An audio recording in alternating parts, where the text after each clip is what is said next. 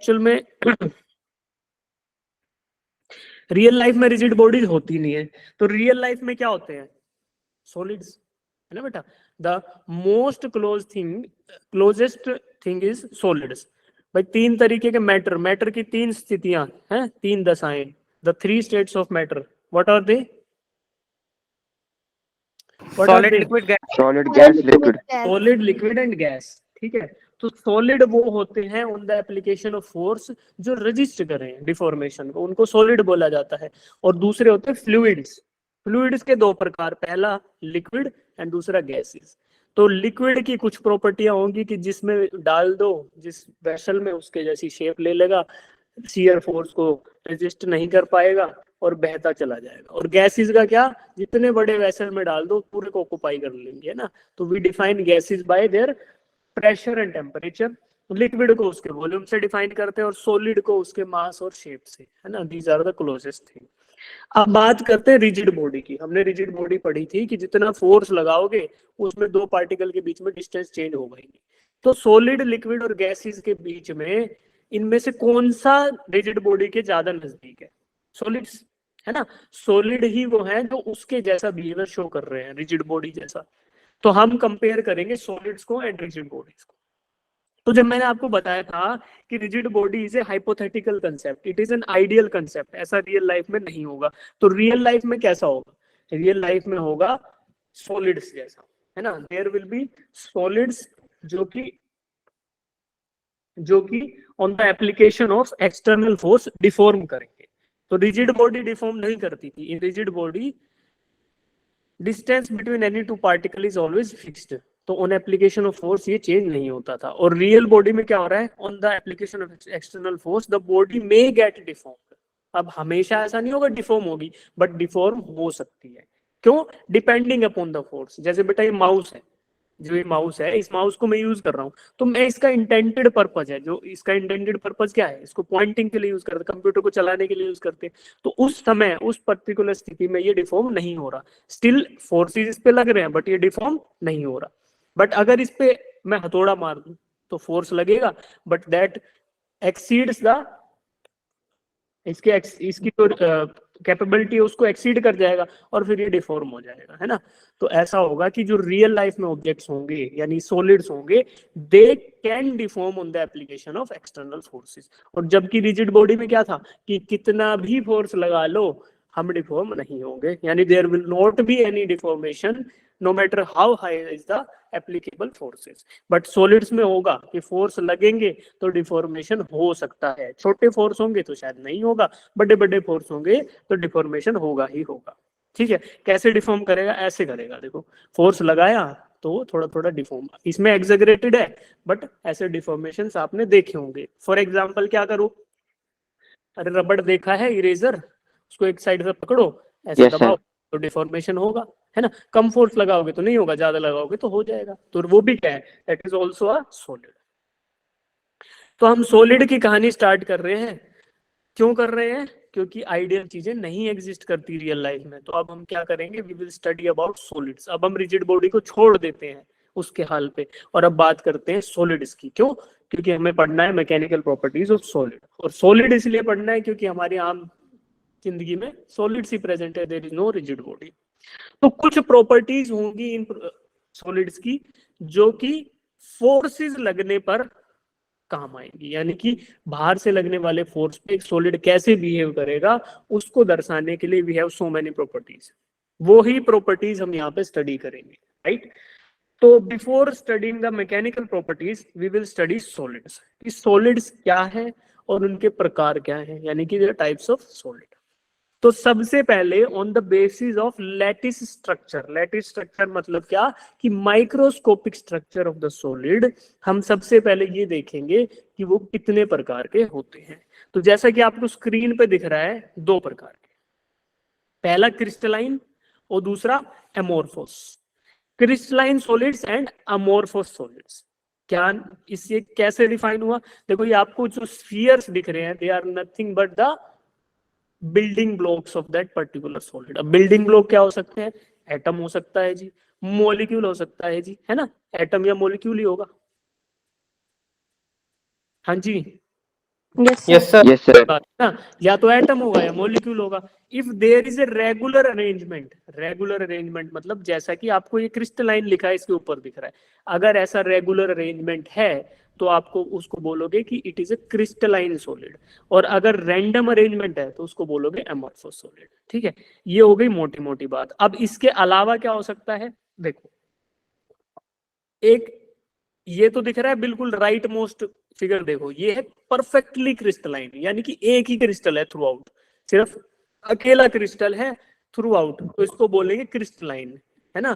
अगर बहुत सारे क्रिस्टल है बट वो एक दूसरे से जुड़े हुए हैं, अलग अलग क्रिस्टल का ओरिएंटेशन, जैसे कि देखो ये वाला क्रिस्टल ऐसे है, इसमें भी विद इन दिस क्रिस्टल, ये रेड के अंदर जो शेड किया इसके अंदर तो रेगुलर अरेंजमेंट है ना, फिर दूसरा क्रिस्टल कैसा है, ये रहा इधर, तो इसमें रेगुलर अरेंजमेंट है। ऐसे बहुत सारे क्रिस्टल्स जब जुड़ जुड़ के बनते हैं, जैसे कि आपने लैब में कॉपर सल्फेट का रिएक्शन किया होगा, है ना, कॉपर सल्फेट के क्रिस्टल्स बनाए होंगे, तो वैसे ही बनते हैं टेढ़े मेढ़े तिरछे मरछे, तो उसको क्या बोलेंगे, इट इज पॉलीक्रिस्टलाइन। क्रिस्टल्स तो हैं बट दे आर ओरिएंटेड, है ना, ऐसे ओरिएंटेड अलग अलग दिशा में, तो इसको बोल दिया पॉलीक्रिस्टलाइन सॉलिड्स। तो एक तो अमरफस है जिसको पता ही नहीं आता, पता ही नहीं है, जो मर्जी हो जा रहा है, कैसे भी क्रिस्टल कैसे भी अरेंजमेंट है ना, इसके एटम्स का या मॉलिक्यूल्स का अरेंजमेंट कैसा भी है, कोई उसको अता पता ही नहीं है, तो these are called as amorphous. Crystalline है जिसमें परफेक्ट ऑर्डर है एकदम, एक इनके बीच की दूरी से लेकर इनके बीच के फोर्सेस और बॉन्ड्स तक परफेक्टली अलाइंड है, these are called as crystalline solids. और पॉलीक्रिस्टलाइन है ये भी क्रिस्टलाइन, बट इसमें क्रिस्टल बहुत सारे हैं, अलग अलग ओरिएंटेशन में बन सकते हैं। ठीक, अब बाय डेफिनेशन देखते हैं, crystalline solids have high order and repeating three dimensional arrangement of atoms और molecules resulting in a well defined and regular structure. इसका वेल डिफाइंड और रेगुलर स्ट्रक्चर होगा, सीधी बात। एमरफस में क्या है, they lack a regular and repeating structure with their atoms and molecules arranged in more disordered and random fashion। disordered and random fashion है ना, disordered भी है और random भी है इसमें अमरफस में, तो ये इनके डिफाइनिंग फीचर्स है।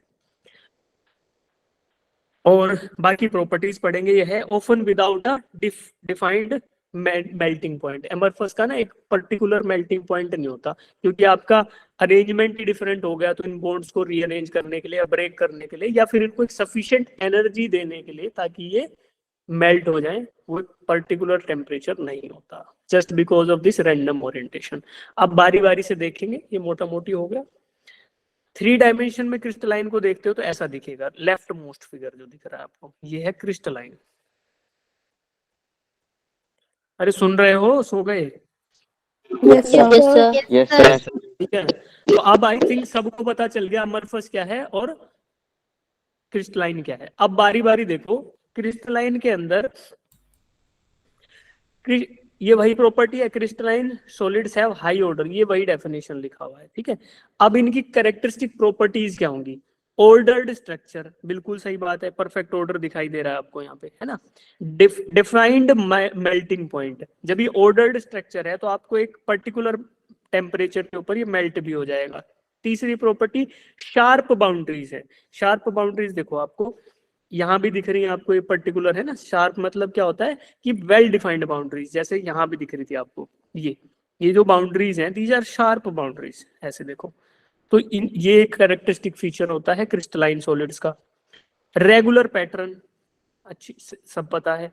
एनाइसोट्रोपी होती है डायरेक्शन डिपेंडेंट मैकेनिकल प्रॉपर्टीज, है ना, direction dependent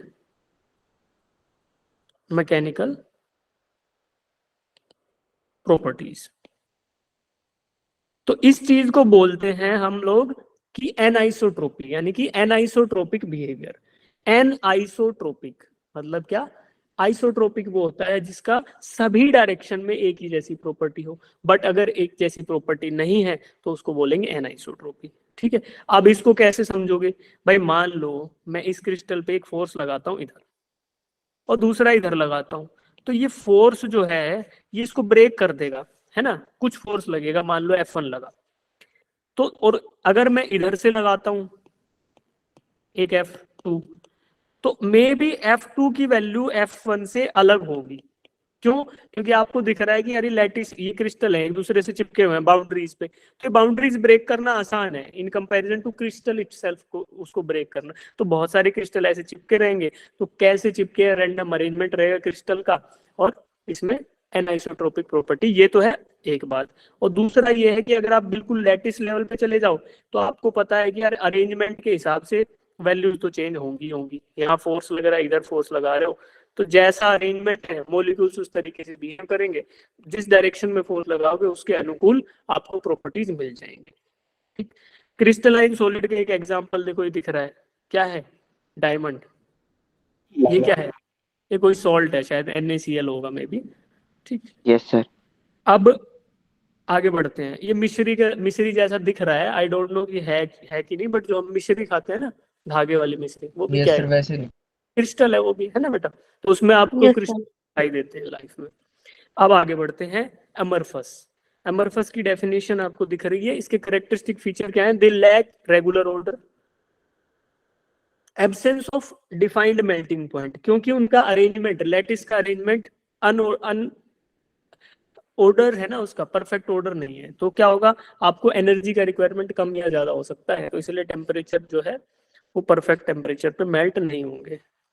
no sharp boundaries, sharp boundaries नहीं होंगी। जैसे ये रहा आपका कोयला, कोयला इज एमरफस, इसमें कैसी बाउंड्रीज दिख रही है आपको? शार्प कुछ दिख रहा है? नहीं दिख रहा, No, sir. है ना? अब random arrangement of atom molecule, ठीक बात है। Isotropic properties, lack of direction dependence, मतलब क्या? कि सभी डायरेक्शंस में एक जैसी प्रॉपर्टी शो करेगा। कौन? Amorphous solids. क्यों? क्योंकि देखो रैंडमनेस जब आ जाती है ना, तो फिर रैंडमनेस आ जाती है तो क्या होगा? प्रॉपर्टीज एक जैसी हो जाती है सारे डायरेक्शन में। इसका एग्जांपल देखो कैसे बात करते हैं हम लोग, ऐसे इसको ऐसे लेते हैं। मान लो एक एक भीड़ है, ठीक है, बहुत सारे लोग हैं, भीड़ है बहुत सारी, रैंडमली ओरिएंटेड है लेकिन बहुत सारे हैं। अब इसको धक्का मारना है इस भीड़ को, तो इधर से फोर्स लगा लो तो भी इतना ही लगेगा, इधर से लगा लो तो भी इतना ही लगेगा। और अगर आप जैसे असेंबली में खड़े होते हो स्कूल में रेगुलर तरीके से, बट परफेक्ट गैप लेके, तो आपको ना, आपको ये पता है कि ये आपका लेफ्ट लेफ्ट साइड है, सबका लेफ्ट हैंड साइड, और ये राइट हैंड साइड है। तो मैं सामने से धक्का मारूंगा तो कुछ फोर्स लगेगा, आप सब लोग आगे पुश कर सकते हो, और मैं साइड से धक्का मारूंगा तो मुझे गिराने में तुम्हें कम फोर्स लगेगा। तो ऐसा ही एटम्स के साथ होता है, क्या? कि उनका अगर अरेंजमेंट परफेक्ट हो, जैसे कि क्रिस्टलाइन सॉलिड्स में, तो क्या होगा बेटा? उससे फोर्स जो है ना, फोर्स का रिक्वायरमेंट किसी डायरेक्शन में कम, किसी में ज्यादा। और अगर ऐसे भीड़ है, किसी का मुंह किधर है, किसी का किधर है, किसी का किधर है, तो आप जैसे जिस डायरेक्शन से धक्का मारो आपको उतना ही फोर्स लगेगा, क्योंकि कुछ उसकी दिशा में ओरिएंटेड होंगे, कुछ किधर दूसरी साइड ओरिएंटेड होंगे, तो जो डायरेक्शन डिपेंडेंस ऑफ प्रॉपर्टी है वो नहीं आएगी। तो ऐसा ही एटम्स के साथ होता है, ऐसा ही क्रिस्टल्स के साथ होता है। ठीक है। एग्जाम्पल क्या होंगे अमरफस सॉलिड्स के? कोल हो गया, वैक्स हो गया, रबर हो गया, ठीक है, ग्लास हो गया, ये सारे के सारे क्या है? Amorphous solids. ठीक। अब ये क्वेश्चन है, ये बताओ तुम, material which do not have a certain organised arrangement of atoms and molecules are known as Amorphous solid. और इनमें परफेक्ट ऑर्डर और अरेंजमेंट होता है, वो कौन से होते हैं? Crystalline. ठीक है। अब दो बच गए, आयोनिक एंड मेटेलिक, इनको इनकी चर्चा होगी आने वाली स्लाइड्स में। चलो ठीक है। अब देखो हमने क्या पढ़ लिया बेटा? हमने पढ़ लिया एमरफस और क्रिस्टलाइन। ठीक है, तो अमरफस तो पता चल गया कि यार रैंडम ओरिएंटेशन है, बात खत्म एमरफस। अब बात करते हैं कि क्रिस्टलाइन अगर है तो क्रिस्टलाइन में कौन कौन से टाइप हो सकते हैं, क्रिस्टल किस किस तरीके के हो सकते हैं। तो ये चार डिस्कस करेंगे, आयनिक, मेटेलिक, कोवेलेंट और चौथा क्या होता है? आयनिक, मेटेलिक, कोवेलेंट और एक और होता है, ठीक है, वो भी देख लेंगे।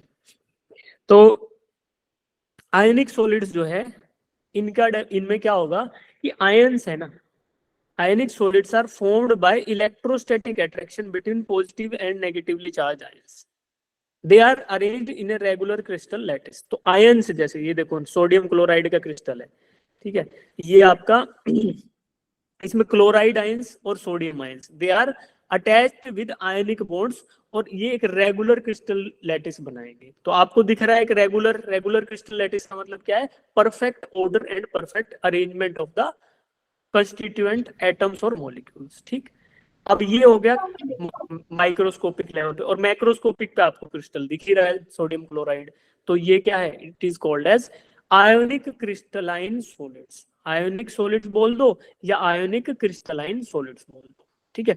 सोडियम क्लोराइड जैसे ही कुछ कुछ और भी होंगे, बहुत सारे होंगे, बट कुछ एग्जांपल हो सकते हैं। Sodium chloride, calcium oxide, potassium iodide, magnesium oxide, aluminium oxide, तो ये सारे के सारे आयंस बनाते हैं ना। कोई होगा सिंगल पॉजिटिव चार्ज, कोई डबल पॉजिटिव चार्ज, है ना। तो ये बहुत सारे होंगे, बट अगर आयंस की वजह से आपको एक परफेक्ट लैटिस मिल रहा है तो they are called as ionic crystalline solids. अच्छा, हम आराम से पढ़ रहे हैं क्योंकि इसमें स्ट्रेस स्ट्रेन वाले क्वेश्चन ही हैं, तो इसमें 4 लेक्चर में हम फिनिश करेंगे। पहले में लगभग थ्योरी हो जाएगी, सेकंड में बची हुई थ्योरी हो जाएगी, कुछ क्वेश्चन, और लास्ट के 2 लेक्चर्स में we will plan question and question, ताकि आपको कॉन्फिडेंस हो जाए, ठीक है। तो ये हो गया। उसके बाद मेटेलिक सॉलिड्स। मेटेलिक सॉलिड्स में क्या होता है बेटा कि यहाँ पे मेटल्स होते हैं, मेटल्स के पॉजिटिव चार्ज एटम्स और रैंडमली ओरिएंटेड यानी डिसलोकलाइज्ड इलेक्ट्रॉन्स। क्या होगा? जैसे आयरन है तो Fe पॉजिटिव एटम और उसमें घूमते हुए, उसके थ्रू आउट घूमते हुए डीलोकलाइज्ड इलेक्ट्रॉन्स, है ना। डीलोकलाइज्ड क्यों है? क्योंकि ये electron they are free to move throughout the metallic domain. इसीलिए इन्हीं फ्री इलेक्ट्रॉन्स की वजह से metals are good conductors of electricity as well as heat. तो ये भी चीज आपको याद दिला देता हूँ, थर्मोडायनेमिक्स में हम पढ़ेंगे। Due to the delocalized electrons itself, metals are good conductors of heat and electricity. यही एटम्स हैं, यही इलेक्ट्रॉन्स हैं जो हीट को लेके भाग जाते हैं, है ना। लैटिस वाइब्रेशंस भी होती हैं, बट यही इलेक्ट्रॉन्स हैं जो हीट को लेके भाग जाते हैं और इलेक्ट्रिसिटी को भी लेके भागते हैं, राइट। अब इन्हीं ये मेटेलिक सॉलिड में क्या होगा? पॉजिटिवली चार्ज एटम होगा और ये इधर उधर घूमते हुए, दस्त मारते हुए, मजे मारते हुए इलेक्ट्रॉन्स होंगे। इनकी वजह से जो सॉलिड बनेगा वो भी क्रिस्टलाइन होगा और वो कहलाएगा मेटेलिक क्रिस्टलाइन सॉलिड या फिर मेटेलिक सॉलिड्स। ठीक, अब एग्जांपल क्या हो सकता है जी? कॉपर, आयरन, गोल्ड, सिल्वर और एल्यूमिनियम, बहुत सारे हैं, और भी मेटल्स होंगे, ठीक है। तो these are called as metallic crystalline solids. इसके बाद आता है मोलिकुलर सॉलिड्स। मोलिकुलर सॉलिड्स, तो अगर कॉन्स्टिट्यूएंट पार्टिकल्स मोलिक्यूल्स हैं और उन मोलिक्यूल्स का माइक्रोस्कोपिक लेवल पे अरेंजमेंट रेगुलर है, जैसे कार्बन डाइऑक्साइड। कार्बन डाइऑक्साइड को अगर आप सॉलिड या फिर ड्राई आइस बोल लें इसको, है ना, dry ice. Dry ice is the solid form of carbon dioxide. तो कार्बन डाइऑक्साइड है, उसको अगर सॉलिड फॉर्म में देखते हो तो इसको देखो, ये एक रेगुलर लैटिस बना रहा है, और carbon and oxide, carbon and oxygen atoms are attached by molecular bond, या फिर ये बॉन्ड जो है, carbon dioxide itself is a molecule ना, CO2। तो CO2 is the constituent particle. देखो, एक कार्बन है बीच में और ये 2 ऑक्सीजन जुड़े हुए हैं, तो ये एक मोलिक्यूल है। Molecule is the building block of this lattice, और ये लैटिस रेगुलर लैटिस है ना। Perfect order, perfect arrangement between the molecule. Lattice क्या होता है? लैटिस होता है बेटा, ये बता देते हैं, तो लैटिस ही नहीं पता तो फिर बताते हैं यार, ये किसी ने पूछा क्यों नहीं। देखो, आपने ये पढ़ा होगा ना कि एटम्स अरेंज होते हैं, केमिस्ट्री में पढ़ा होगा। Yes sir. देखो, लैटिस क्रिस्टल को ही बोलते हैं लैटिस। देखो, क्रिस्टल तो हो गया मैक्रोस्कोपिक पे देख रहे हो, आपको दिख रहा है कि हाँ मिश्री का क्रिस्टल है, कॉपर सल्फेट का क्रिस्टल है। बट माइक्रोस्कोपिक लेवल पे चले जाते हो तो आप ये डिफाइन करते हो कि कौन सा वो रिपीटिंग ब्लॉक है ना, जो चीज, जिस चीज को बार बार रिपीट करके आपको बड़ा वाला क्रिस्टल मिल गया ना, उसी को बोलते हैं लैटिस। जैसे कि मान लो मैं आपको बोलूं कि क्यूबिक, एक क्यूबिकल लैटिस है ना। क्यूबिकल लैटिस मतलब ऐसा एक क्यूब है, तो क्या होगा, ये क्या है? एक अरेंजमेंट है। इसको ये ना समझो कि ऐसी कोई चीज एग्जिस्ट करती है, ज्योमेट्रिकल अरेंजमेंट है। इसके ऊपर ऐसे एटम्स लाई कर सकते हैं, ठीक है, ये एटम हो गए। अब जब मैं स्टडी कर रहा हूँ, मान लो जब मैंने पहली बार देखा कि एटम्स या फिर मॉलिक्यूल किस तरीके से अरेंज्ड है, किसमें, क्रिस्टल में, जो क्रिस्टल बन रहा है ना उसमें किस तरीके से ओरिएंटेड है या अरेंज्ड है। तो मैंने देखा कि यार ये 8 एटम का अरेंजमेंट है ना, ये एक बिल्डिंग ब्लॉक है पूरे के पूरे क्रिस्टल का। अगर मैं पूरा का पूरा क्रिस्टल बनाना चाहूं तो ये एक तो आपको दिख गया ऐसा अरेंजमेंट। अब मैं पूरा क्रिस्टल बनाना चाहूं तो मेरे को ऐसा पता हो रहा है कि यार ऐसे ऐसे ना बहुत सारे अगर मैं रख दूं क्यूब्स, तो मेरे को ना 3 डायमेंशनल मैक्रोस्कोपिक क्रिस्टल मिल जाएगा। यानी कि जो मेरे को अपनी आंखों से दिख रहा है वो क्रिस्टल मुझे ऐसे ऐसे छोटे छोटे बिल्डिंग ब्लॉक्स रख के मिल जा रहा है। ठीक है, तो ये जो building block of the crystal है उसी को बोलते हैं लैटिस। यानी कि जैसे कि मकान बनाते हैं तो ईंट क्या है, ईंट इज द लैटिस, है ना। तो बहुत सारी ईंटों को रख रख के मैं क्या बना सकता हूँ, पूरी दीवार बना सकता हूँ। ऐसे बहुत सारे लैटिसेस को रख के मैं क्या बना सकता हूँ, क्रिस्टल। क्रिस्टल। ठीक है बेटा, तो ये होता है लैटिस। चलो शाबाश, डाउट पूछा, देखो तो क्लियर हुआ सब बच्चों का। संजना ने पूछा था शायद, है ना बेटा, शाबाश। ये तो अब देखो मोलिकुलर, अगर मोलिक्यूल है बिल्डिंग ब्लॉक किसी चीज का तो वो कहलाता है मोलिकुलर क्रिस्टलाइन सॉलिड। क्रिस्टल क्यों, देखो मोलिक्यूल इसलिए क्योंकि मोलिक्यूल है बिल्डिंग ब्लॉक उसका, जैसे ईंट जो यूज कर रहे हो वो मोलिक्यूल है, और रेगुलर है, देखो अरेंजमेंट रेगुलर है इसलिए क्रिस्टलाइन है। तो इसलिए बोलेंगे मोलिकुलर क्रिस्टलाइन सॉलिड या फिर मोलिकुलर सॉलिड्स। एग्जांपल क्या हो सकता है बेटा इसका, सल्फर। ठीक है, ये क्या है आपका, ये है आयोडीन, ये आयोडीन है। ठीक है, तो आयोडीन का क्रिस्टल ऐसा, सल्फर का क्रिस्टल ऐसा। अब आपको याद नहीं रखना, बस मैं आपको रीअश्योर करने के लिए फोटो डाले ताकि आपको याद रहे कि एक्चुअल में हो क्या रहा है। ठीक है, एग्जाम्पल क्या हो सकते हैं, ये सब रटने नहीं है, ये कोई भी चीज रटनी नहीं है ना, ये चीजें रटोगी नहीं, यस बस सर। आपको कंसेप्ट समझना है। अगर ऐसे रटने बैठ गया आइस मीथेन तो फिर आपको 5 एग्जाम्पल ही पता चले। अगर आपने कंसेप्ट समझ लिया तो आप फिर हजारों में से भी चूज कर सकते हो अपनी तर्क शक्ति से। ठीक है, अब बात आती है कोवेलेंट सॉलिड्स। कोवेलेंट सॉलिड्स होते हैं जिनका बिल्डिंग ब्लॉक होगा कोवेलेंट बॉन्ड वाला, लैटिस बोल लो या फिर मॉलिक्यूल बोल लो। ठीक है, तो जैसे डायमंड है, डायमंड में there is covalent bonds between carbon atoms. Graphite में भी कार्बन एटम है बिल्डिंग ब्लॉक। और ये क्या है, C60, इसको क्या बोलते हैं, बल्क मिनिस्टर फुलेरिन। है ना, यस सर। BMF है ना, ऐसा कुछ बोलेंगे तो यही है, C60 बोल दे, carbon C60 is a more appropriate बोल देते हैं। तो ये भी क्या है, कार्बन का ही वो है कंपाउंड। तो ऐसा यहाँ पे क्या है ना, यहाँ पे खास बात है कोवेलेंट बॉन्ड है ना, कोवेलेंट बॉन्ड आपने केमिस्ट्री में पढ़ा होगा।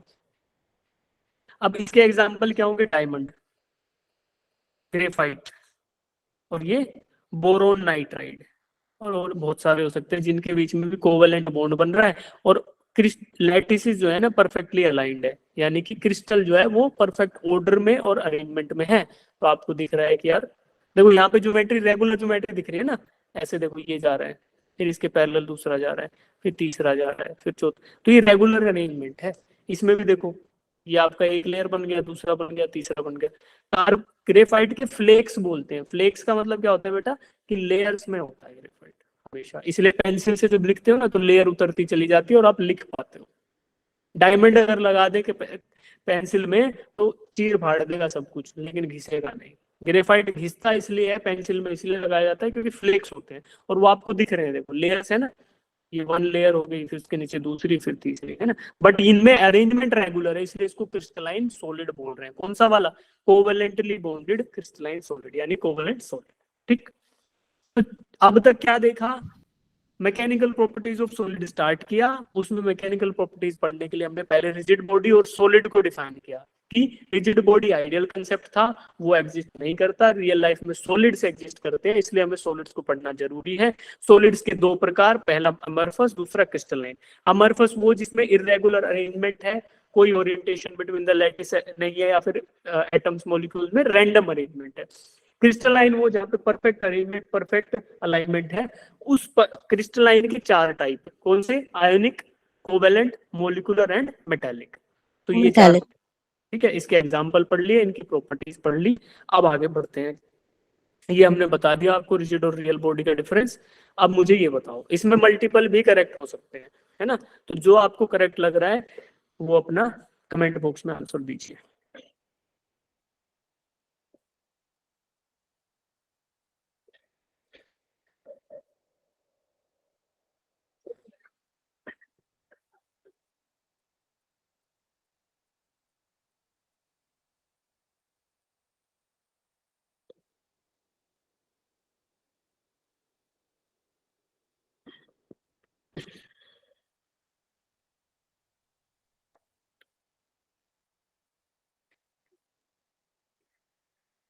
ठीक है, सब लोगों का आंसर सही है, ए एंड सी। तो रिजिड बॉडी के की प्रॉपर्टी होती है कि आपके दो पार्टिकल के बीच का डिस्टेंस कभी चेंज नहीं होगा, है ना। और रियल बॉडी की क्या है कि इट मे चेंज, है ना। इट ऑलवेज चेंजेस लिख देता तो स्टेटमेंट हो जाती क्या, गलत, गलत हो जाती, है ना। तो इसमें मे वेरी लिखा हुआ है, पार्टिकल्स मे वेरी, है ना, between any two particle may very depending upon the force. अब बात करते हैं इलास्टिसिटी की। तो आप पहले इन दोनों डेफिनेशन को खुद से पढ़ो, सब वर्ड बाय वर्ड, फिर दो एनिमेशन चल रहे हैं उनको देखो, और फिर हम डिस्कशन करेंगे इसके बाद। इलास्टिसिटी,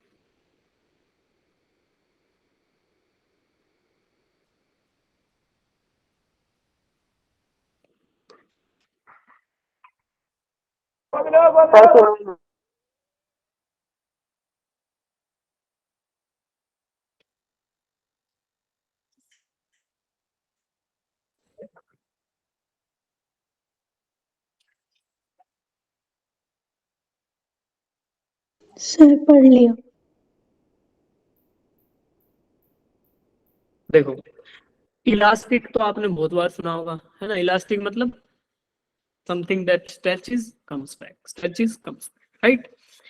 तो रबर जैसी चीजें इलास्टिक कहलाती है ना। या फिर इलास्टिक बैंड होता है जिसको हम नोट पे लगाते हैं, स्विगी जोमेटो वाले पन्नियों पे लगाते हैं, है ना, पिज्जा वाले डब्बों पे लगाते हैं। तो इलास्टिक बैंड सबने देखा है। उस इलास्टिक से नाम आया इलास्टिसिटी, राइट। या फिर इलास्टिसिटी से उसका नाम हमने इलास्टिक रख दिया, रबर बैंड रख दिया, राइट। मतलब गांव में तो बोलते हैं इलास्टिक उसको, हम लोग पता नहीं, शायद लोग पढ़े लिखे होंगे हमारे से पहले वाले, या अंग्रेजों का प्रभाव रहा होगा कि इलास्टिक बोलते हैं, है ना। Although it is highly scientific कि हम किसी रबर के टुकड़े को इलास्टिक बोलते हैं, राइट। अब यस सर। चलो स्टार्ट करते हैं। The property to restore the natural shape और to oppose deformation is called as elasticity. अगर आपने किसी चीज को स्ट्रेच किया और फिर फोर्सेस हटाने पे अगर वो अपनी वापस उसी स्टेट में आ जाए तो उसको क्या बोलेंगे, इलास्टिक। जैसा कि यहाँ हो रहा है, देखो हाथ से खींचा चीज को, छोड़ दिया, वापस वहीं आ गया। तो ये हम सब ने किया है, बच्चे थे हमने खूब खेले हैं, बहुत सारे खिलौने भी आते हैं बेस्ड अपॉन दिस कंसेप्ट। तो elasticity is the property of material जिसकी वजह से अप्लाइड फोर्सेस हटाने के बाद वो ऑब्जेक्ट अपनी इनिशियल स्टेट में आ जाता है, यानी कि उसकी ओरिजिनल कॉन्फ़िगरेशन में आ जाता है। तो such property is called as elasticity of the material. अब material based upon the elasticity, elasticity जो प्रॉपर्टी है उसके बेसिस पे you can define the material in two ways. पहला क्या है, परफेक्टली इलास्टिक, एंड दूसरा परफेक्टली इन इलास्टिक या फिर प्लास्टिक। तो दो चीजें हैं, एक तो परफेक्टली इलास्टिक और दूसरा है परफेक्टली इन इलास्टिक, और इसी को बोलते हैं प्लास्टिक, ठीक है। परफेक्टली इन इलास्टिक का नाम ही है प्लास्टिक। चलो अब परफेक्टली इलास्टिक का मतलब क्या है, the body completely regains it natural shape after the removal of the deforming force. यानी कि जितने जैसे ही आपने फोर्स हटाए तो बिल्कुल वैसी ही स्थिति में आ जाएगी जैसे वो पहले थी फोर्सेस लगाने से पहले। अगर ऐसा हो रहा है तो उसको बोलेंगे परफेक्टली इलास्टिक बॉडी, ठीक। परफेक्टली इनइलास्टिक का मतलब क्या है कि जितना खींच दो, खींच के छोड़ दो वहीं रुकेगी, ठीक है। जैसा आपको लेफ्ट साइड में दिख रहा है, यहाँ पे हालांकि परफेक्टली इनइलास्टिक नहीं है, बट आपने देखो इस रोड को खींचा और खींचने के बाद वो टूट गया, जहां रोको वहीं रुकेगा, वापस आएगा नहीं, है ना। तो body remains in the deformed state and does not even partially regain its original shape after the removal of the deforming forces, है ना। Yes sir. तो डिफॉर्मिंग फोर्सेस जैसे ही हट जाते हैं तो बॉडी है ना थोड़ा सा भी रिगेन नहीं करती अपनी शेप को, जितना आपने खींचा खींच के छोड़ दिया वहीं रुक जाएगी, ठीक है। तो जैसे कि च्युइंगम, है ना, च्युइंगम लगभग परफेक्टली इनइलास्टिक होती है ना। तो अब हालांकि उसका कैटेगराइजेशन हम थोड़ा फ्लूइड में भी करते हैं उस तरीके की चीजों का, बट उस च्युइंगम को इमेजिन करो, चबाई हुई च्युइंगम। कितने बच्चों ने गंदगी फैलाई है मेरे जैसे, मैं भी करता। तो ऐसे ऐसे निकाल के बधाई है किसी ने, ऐसे खींच खींच के करा है उसके साथ खिलवाड़। तो अब दोनों चीजें इमेजिन करो कि रबर बैंड को इमेजिन करो, खींचा छोड़ा वापिस चला गया, खींचा छोड़ा वापिस चला गया, और च्युइंगम को इमेजिन करो, जितनी खींच के छोड़ दी वहीं रुक गई हो, वापस च्युइंगम नहीं जाती है। तो च्युइंगम क्या है? Perfectly inelastic. और रबर बैंड क्या है? Perfectly elastic. इलास्टिक। हो गया कंसेप्ट क्लियर? चलो यस सर। Yes sir. अब यहाँ पे है देखो, यहाँ पे एनर्जी का खेल है। इधर जो ग्राफ दिख रहा है ना, U is the potential energy और L क्या है? लेंथ। ठीक है बेटा, ये मान लो ओरिजिनल लेंथ है,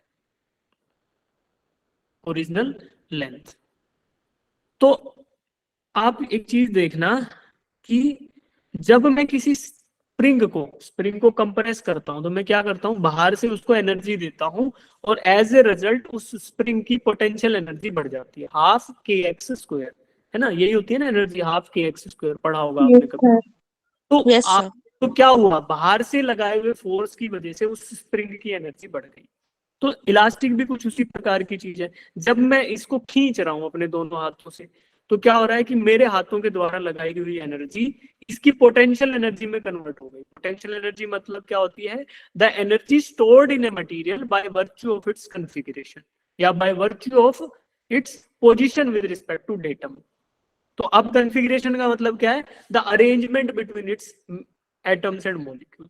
तो मैंने इसको खींचा, स्ट्रेच हुआ इसके लैटिस, इसका जो लैटिस मतलब इसका मॉलिक्यूल्स का जो अरेंजमेंट है वो स्ट्रेच हुआ। जैसे मैंने इसको खींचा, जैसे छोड़ा, वापस आ गया। तो वो जो खींच के जो इसको रखा हुआ था, तो जो मैंने इसको एनर्जी दी थी फोर्स लगा के, वो एनर्जी इसके अंदर स्टोर हो गई, है ना, और छोड़ा तो वापिस आ गई। अब देखो, मान लो इसकी ओरिजिनल लेंथ L नोट है। जब मैं इसको स्ट्रेच करता हूं तो स्ट्रेच करूंगा तो इधर इसकी एनर्जी बढ़ना स्टार्ट हो जाएगी भाई। लेंथ बढ़ेगी मतलब राइट साइड में, तो एनर्जी बढ़ गई। फिर जैसे ही मैंने छोड़ा तो वापिस आ जाएगा यहीं पे लोएस्ट एनर्जी स्टेट में, जिसमें ओरिजिनल लेंथ का था, राइट। अगर स्प्रिंग होता या फिर सॉलिड होता, इलास्टिक सॉलिड होता, इलास्टिक का मतलब रबर नहीं होता, इलास्टिक सॉलिड्स भी होते हैं। तो अगर उसको कंप्रेस करोगे, यानी कि ओरिजिनल लेंथ से कंप्रेस करोगे, तब भी उसमें एनर्जी स्टोर होगी। जब वापस छोड़ दोगे तो फिर वापस ओरिजिनल लेंथ पे आ जाएगा। यानी this is the original energy, this is original length. जैसे ही आप इलास्टिक को डिस्टर्ब करते हो फ्रॉम इट्स ओरिजिनल लेंथ या फिर इक्विलिब्रियम लेंथ, तो क्या होगा बेटा? उसमें एनर्जी बढ़ जाएगी। कौन सी energy? Potential energy. Potential energy क्या होती है? The energy stored in a material by virtue of its configuration. तो वो एनर्जी उसमें स्टोर हो जाएगी। छोड़ोगे पूरी की पूरी एनर्जी आपको वापस मिल जाएगी, जितनी आपने दी पूरी मिल जाएगी। तो यही प्रॉपर्टी क्या है? परफेक्टली इलास्टिक की ये खूबी है। जितनी एनर्जी दोगे तुरंत स्टोर रखेगा, जब तक चाहिए तो स्टोर रखने रखो, जैसे ही वापस चाहिए छोड़ देगा। छोड़ दोगे, फोर्स हटा दोगे तो वापस एनर्जी ले लो। जैसे कि बहुत सारे खिलौने करते हैं इस चीज पे काम। चाबी वाली गाड़ियां देखी है, खिलौने वाली। Yes sir. वहां पे क्या होता स्प्रिंग है? लग रहे थे उसमें। वहां पे स्प्रिंग लगा रहता है अंदर, ऐसे लोहे का, ऐसा कोयल स्प्रिंग। ठीक है, अब इस कोयल स्प्रिंग को आप क्या करते हो? इसको, इसकी पोटेंशियल एनर्जी बढ़ा देते हो, फिर छोड़ोगे तो वो आपकी टायर घुमा देगा, है ना। तो ये इस तरीके से आप एनर्जी स्टोर कर लेते हो, फिर उसको रिट्रीव। ठीक, कितने बच्चे मेरे साथ में? एक बार थम्स अप दे दो। ठीक है, चलो अब इलास्टिसिटी हमें समझ आ गया जी। चलो सर आगे बढ़ जाओ। अब बात करेंगे स्ट्रेस से, कि स्ट्रेस क्या होता है, व्हाट इज स्ट्रेस। तो स्ट्रेस होता है कि हाय राम मर गया, हाय रे मेरे तो जिंदगी बर्बाद हो गई, मैं क्या करूं। अब मेरे बोर्ड के पेपर भी आने वाले हैं, जेई भी आ ही जाएगा, गर्लफ्रेंड मेरी है नहीं, बॉयफ्रेंड मेरा है नहीं, घर वालों के ताने अलग से, तो मुझे हो गया स्ट्रेस। तो यही होता है क्या? स्ट्रेस। चलो स्ट्रेस समझ आ गया, अब आगे बढ़ते हैं। Yes sir. चलो क्वेश्चन करो फिर।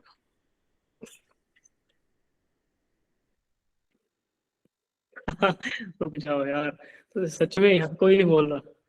ठीक है, लेट्स स्टार्ट। स्ट्रेस पढ़ते हैं। तो स्ट्रेस ही होगा इसका आंसर। हाँ, स्ट्रेस ही होगा जो तभी तो। प्रेशर की यूनिट स्ट्रेस है।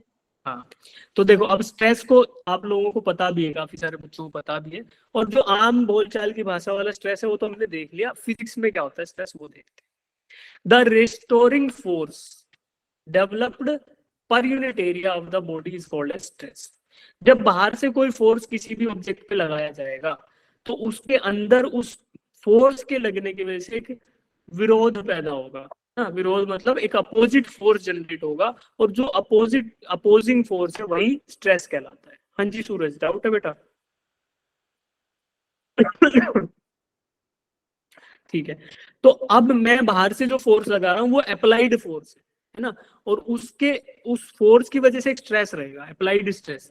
लेकिन जो रेस्टोरिंग फोर्स होगा, रेस्टोरिंग फोर्स मतलब क्या, जैसे हमने अभी इलास्टिक की बात करी, तो इलास्टिक को आपने बाहर से फोर्स दिया तो वो क्या करेगा, अपने भी तो अपोजिट फोर्स लगाएगा ना। जैसे मान लो मैं किसी रबर बैंड को खींच रहा हूँ तो रबर बैंड मेरे हाथ को भी खींचेगा, तो वो जो रेजिस्टिंग फोर्स है जिसकी वजह से ये मुझे खींच रहा है, वही क्या कहलाएगा, स्ट्रेस। उस स्ट्रेस। फोर्स को एरिया ऑफ द ऑब्जेक्ट से डिवाइड कर दो तो उसको क्या बोलेंगे, स्ट्रेस। अब देखो, जैसे आपको दो फिगर दिख रहे हैं, नंबर 1 एंड नंबर 2, इसमें बाहर से एक फोर्स लग गया तो ये भी तो इसको पुश करेगा ना बाहर की साइड, ऐसे अप्लाइड फोर्स को या सपोर्ट्स को, जिधर से भी फोर्स लग रहा है ये बाहर की साइड पुश करेगा, ये वाला फोर्स कहलाएगा जो अपोजिंग फोर्स है। और इस फोर्स को एरिया से डिवाइड कर दो तो यही क्या होता है, स्ट्रेस। स्ट्रेस। अब मान लो मैं किसी चीज को खींच रहा हूं, जैसे ये रबर बैंड होता तो इसको मैं खींच रहा हूं तो अंदर ये मेरे को भी खींचेगा, तो ये अपोजिंग फोर्स है जो ये मेरे को खींचेगा अंदर, इसको डिवाइड करूंगा फोर्स बाय एरिया तो यही क्या कहलाएगा, स्ट्रेस। अब स्ट्रेस के 3 टाइप होंगे बेटा। पहला होगा लॉन्गिट्यूडिनल, जो आपको यहाँ दिख रहा है, जब आप टेंसाइल फोर्स या कंप्रेसिव खींचने वाला या दबाने वाला फोर्स लगाओगे तो वो क्या कहलाएगा, longitudinal, along the length of the material. तो लेंथ के अलोंग लगाओगे तो उसको लॉन्गिट्यूडिनल या नॉर्मल स्ट्रेस बोलते हैं। अगर फोर्स लगे लेंथ के अलोंग तो लॉन्गिट्यूडिनल या नॉर्मल स्ट्रेस। अगर फोर्स लगे अब 90 डिग्री टू द लेंथ तो वो क्या कहते हैं, शियर स्ट्रेस। और अगर चारों तरफ से फोर्स लग जाए तो क्या कहेंगे, volumetric stress. SI unit of the stress is, क्योंकि ये फोर्स पर यूनिट एरिया है तो इसका मतलब क्या होगा, newton per metre square. Metre square. Pressure क्या होता है, what is pressure, Sir, pressure is also per force unit per, area. तो इसका भी सेकंड मीटर पर, सॉरी क्या बोल रहा हूँ यार मैं, Newton per metre square, Newton per metre square होता है प्रेशर का। ठीक है, तो आपको पता चला कि स्ट्रेस के यूनिट्स और प्रेशर के यूनिट्स क्या होंगे, सेम होंगे। Same. अब किसी बच्चे को स्ट्रेस के अंदर डाउट है कि स्ट्रेस होता क्या है, जिसको स्ट्रेस को देख के स्ट्रेस हो रहा है वो अपने डाउट पूछ लो। टेंसाइल क्वांटिटी क्या होता है? कहाँ पे लिखा है, टेंसर क्वांटिटी सर। टेंसर बताएंगे, अभी नहीं, अभी नहीं, टेंसर वेंसर नहीं, स्ट्रेस पूछो तुम।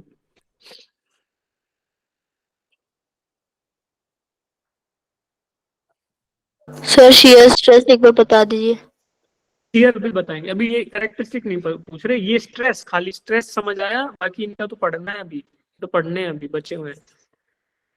ठीक है, टेंसर थोड़ा धुआं बता देता हूँ जिन्होंने पूछा है। जब अभी पढ़ा ना आइसोट्रोपिक एंड एनआइसोट्रोपिक चीजें पढ़ी, तो आइसोट्रोपिक क्या थी बेटा, कि डायरेक्शन डिपेंडेंट प्रॉपर्टीज। एनआइसोट्रोपिक क्या है, independent of direction properties exhibit हो रही है। ठीक है, तो जब किसी ऑब्जेक्ट की जो यानी कि क्रिस्टलाइन स्ट्रक्चर होगा तो उसकी डायरेक्शन डिपेंडेंट प्रॉपर्टीज होंगी। उन प्रॉपर्टीज को डिफाइन करने के लिए एक मैथमेटिकल टूल होता है जिसको बोलते हैं टेंसर। ठीक है, स्ट्रेस टेंसर होता है, स्ट्रेन टेंसर बनाते हैं। Stress tensor and strain tensor एक कुछ नहीं होता, एक मैट्रिक्स होती है जिसमें आप state of stress and state of strain को डिफाइन करते हो। जैसे मान लो 3x3 मैट्रिक्स होगा, इसमें 6 पोजीशन होंगी जो आपकी लॉन्गिट्यूडिनल स्ट्रेस को दिखाएंगी, और ये 3 पोजीशन होंगी जहां पे आपको शियर स्ट्रेस, यानी पूरा का पूरा कंप्लीट स्टेट ऑफ स्ट्रेस को आप डिनोट कर सकते हो। ऐसे मैथमेटिकल रिप्रेजेंटेशन को बोलते हैं टेंसर। ठीक है, क्यों यूज क्यों करते हैं, क्योंकि due to isotropicity of the properties observed in crystalline solids. ठीक है, तो इसलिए इसकी आवश्यकता पड़ती है। अलग अलग डायरेक्शन में अलग अलग प्रकार की प्रॉपर्टीज, उन सबको दर्शाने के लिए मैथमेटिकल टूल का इस्तेमाल किया जाता है जिसको आम बोलचाल की भाषा में जनसाधारण लोग टेंसर के नाम से जानते हैं। ठीक है, बाकी कब आएगा तो क्वेश्चन भी करेंगे, नहीं आएगा कैसे नहीं आएगा, हम लेके आएंगे, कैसे नहीं आएगा। ठीक है, चलो इस क्वेश्चन का आंसर है भैया बी, स्ट्रेस। प्रेशर का वही यूनिट जो स्ट्रेस का यूनिट, और यूनिट क्या है, न्यूटन पर मीटर स्क्वायर। इसी को क्या बोलते हैं भाई, और बताओ, पास्कल। पास्कल। ठीक है, ओके जी। अब नॉर्मल स्ट्रेस या लॉन्गिट्यूडिनल स्ट्रेस कैसा दिख रहा है? जैसा दिखाई दे रहा है। डेफिनेशन क्या है? Normal stress is defined as normal force per unit area. इतनी सिंपल डेफिनेशन, यानी कि sigma longitudinal is equal to force divided by area. Normal force FN लिख दिया इसको। नॉर्मल फोर्स मतलब the force that is normal to this area. भाई length के along लगेगा, है ना, तो लेंथ के अलोंग लगेगा। ये अप्लाइड फोर्स आपको एफ दिख रहा है ना, ये वाला अप्लाइड है बाहर से। अब इसके अपोजिंग जो अंदर जनरेट होगा यही होगा स्ट्रेस बनाने वाला फोर्स। यही इसी की वजह से आएगा स्ट्रेस। और स्ट्रेस का मतलब क्या है? Force divided by this particular area, है ना, जिस एरिया के ऊपर लग रहा है। तो इसका मतलब क्या हुआ? अगर ये एरिया ए है और ये फोर्स एफ है, ये वाला, इन दोनों को उठाओ और इस्तेमाल करो force per unit area, and this is called as longitudinal stress, sigma. ठीक है, तो यही कहलाता है नॉर्मल स्ट्रेस। कंप्रेशन होगा तो कंप्रेशन में देखो, कंप्रेशन में आपको पहले अंदर जो खींचने की कोशिश कर रहा था सपोर्ट्स को, अब ये जो अंदर डेवलप होगा फोर्स या स्ट्रेस, वो सपोर्ट्स को पुश करने की कोशिश करेगा या फिर अप्लाइड फोर्स को भी पुश करने की कोशिश करेगा। तो यहाँ पे ये फोर्स उठा लो, ये एरिया उठा लो, इधर वैल्यू डाल दो, तो ये कंप्रेसिव स्ट्रेस आ जाएगा। ठीक है, ओके सर। यही कहलाता है नॉर्मल स्ट्रेस। इसके बाद इसके बाद क्वेश्चन कराऊं कि वो दो टाइप भी बता दो? बाद में बताएंगे, पहले क्वेश्चन कर लो तुम। ये क्वेश्चन करो।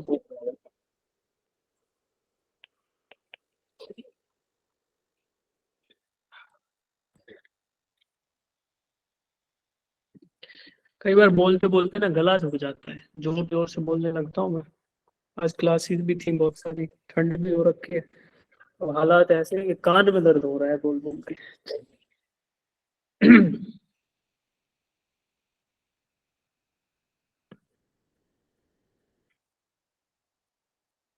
Sir option B.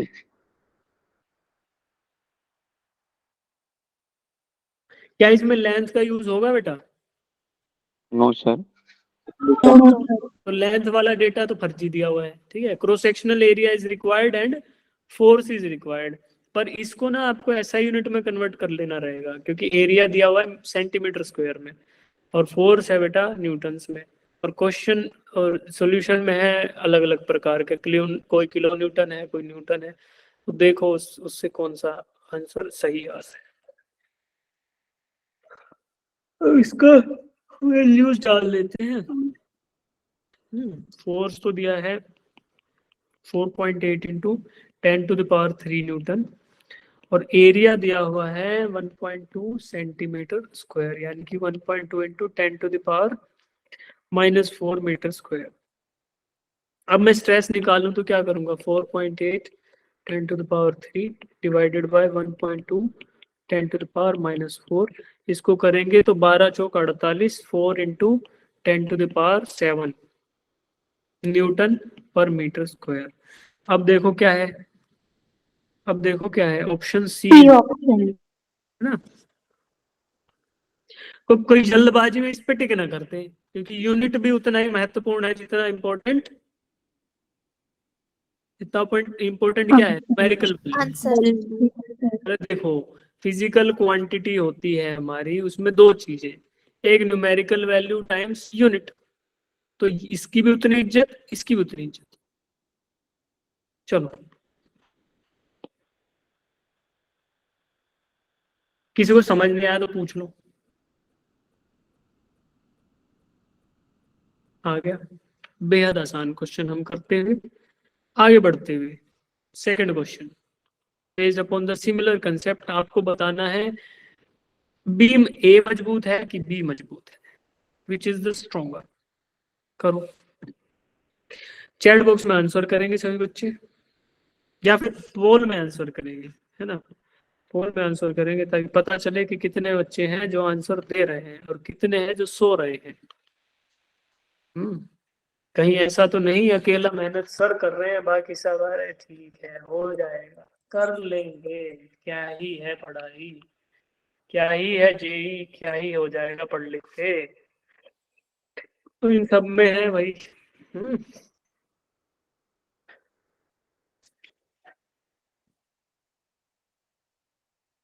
तो देवियों और सज्जनों, पोल में आप अपना आंसर दें, मतदान जरूर करें।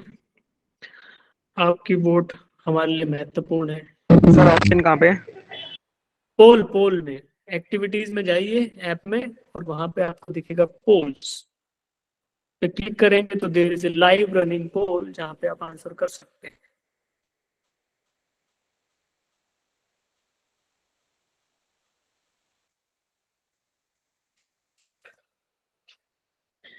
Fourteen students have already voted and 39 students are attending the class. तो देखते हैं कितने बच्चे सो रहे हैं और कितने बच्चे आंसर दे रहे हैं।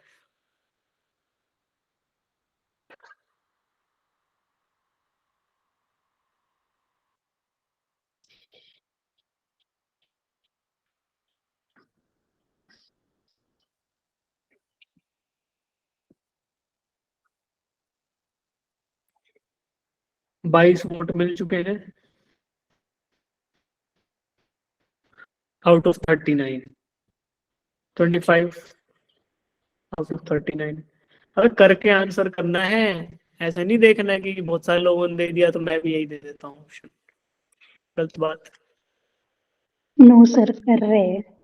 अच्छा, आपको दिखाई दे रहा है कि कितने बच्चों ने कौन से ऑप्शन पे वोट किया, ऐसा है? नो सर, ये नो सर, नो सर। नहीं दिख रहा। वाह भाई, शाबाश। फिर तो ये सब नहीं दिखता। मेजोरिटी लोग जो हैं वो सही उत्तर दे रहे हैं भाई, मजा आ गया। फिर तो मजा आ गया, फिर तो मेरा गला भी नहीं दुख रहा, अब सब सही हो गया।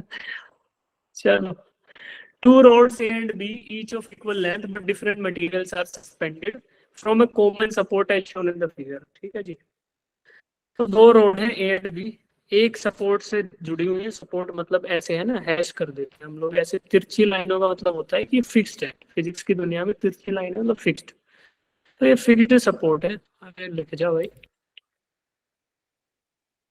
ये फिक्स्ड सपोर्ट है। ठीक, अब इस पे A और B दो रोड्स लटके हुए हैं। A पर W1 वेट लगाया, B पर W2।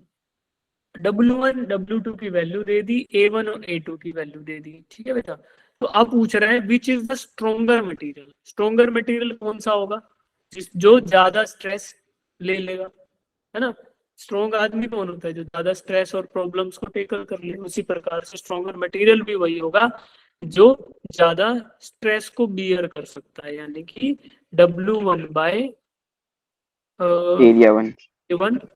इसकी वैल्यू निकालो, और W2 बाई A2 की वैल्यू निकालो, और जो वैल्यू ज्यादा आ जाए तो वही मटेरियल स्ट्रॉन्ग है।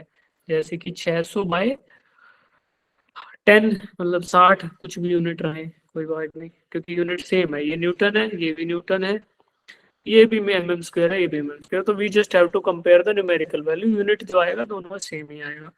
अब W2 6000 है जी, और A2 है 1000, तो यहाँ पे है 6। ये 60 मैग्नीट्यूड का स्ट्रेस ले रहा है, ये 6 का ले रहा है, तो स्वाभाविक रूप से sigma A is far greater than sigma B, and hence we can say that A is stronger।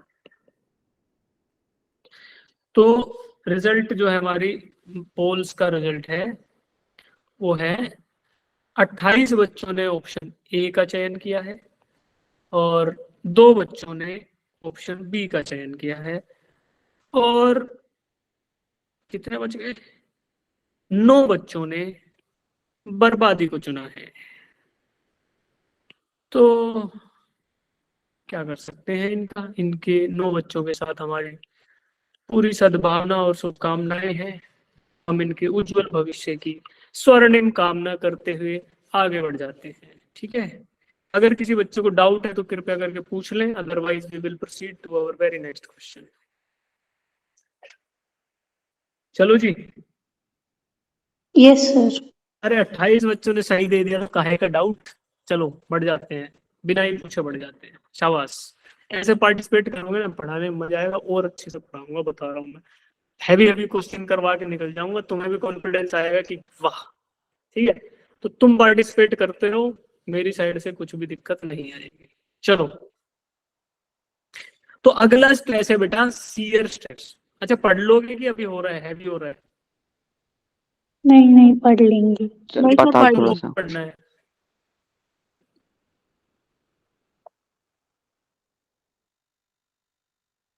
ठीक है, कर लो नीचे हाथ, कोई बात नहीं, कर लो कर लो।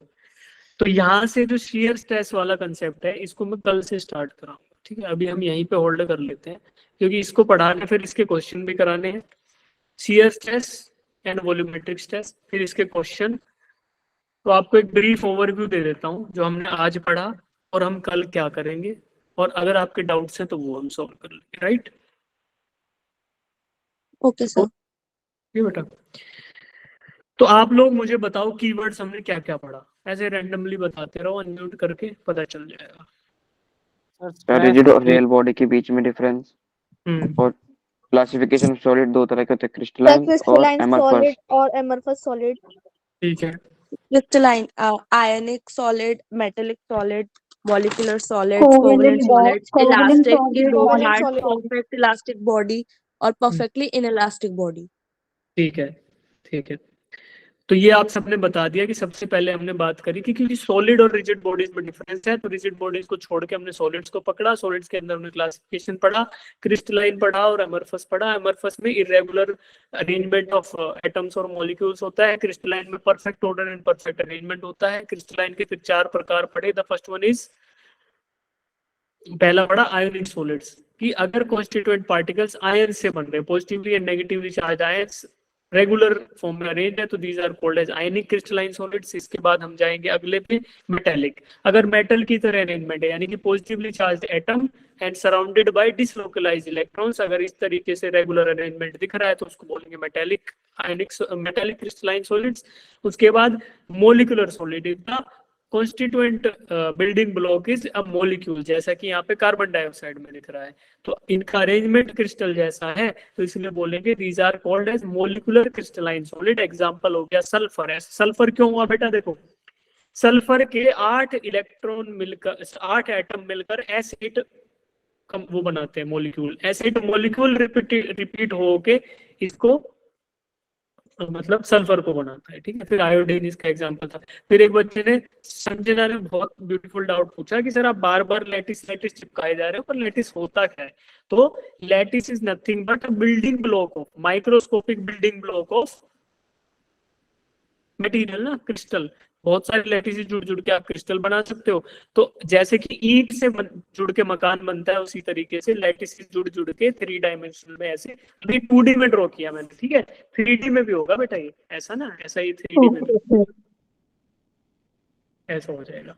तो 3D repetition of lattices result into a crystal, ऐसा ऐसा होगा, क्योंकि क्यूब है ना, तो क्यूब तो 3D होगा, तो ऐसे आपको 3D रेपिटेशन दिखाई देगा। बहुत सारे लैटिसेस जुड़ जुड़ के क्या होगा, एक आपका क्रिस्टल बन जाएगा।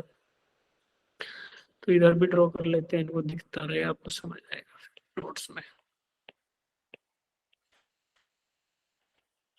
इसका लैटिस का 3D रेपिटेशन,